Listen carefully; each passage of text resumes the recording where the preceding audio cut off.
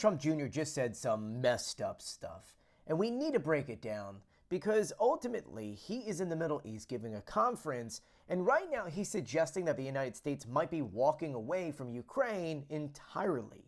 And we need to break down those comments and more. If you don't know, he gave a very long speech and continued to attack U.S. support for Ukraine. He then went on to say that wealthy Ukrainians fled Ukraine and left what he called, quote unquote, the peasant class to fight the war. He then accused of Ukraine to be more corrupt than Russia, and then without any evidence whatsoever, said that in Monaco, half of the supercars driving around that he saw had Ukrainian plates. But he didn't stop there. He said that Zelensky was purposely prolonging the war because he would not win an election if he were to run again. And then he criticized the EU's own sanction strategy, arguing that, hey, you know what?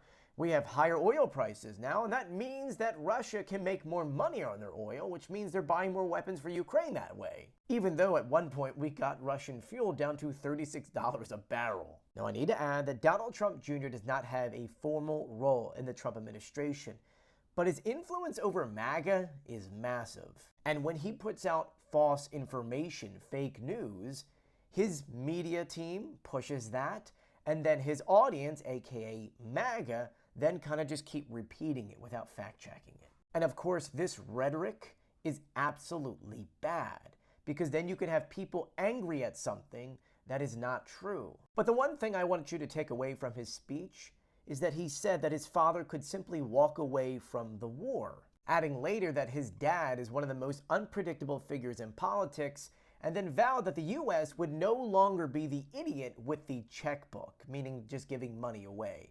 Now, in the past, I will say that Donald Jr. has kind of reiterated that some reason, I don't know why, that the United States gave Ukraine $350 billion.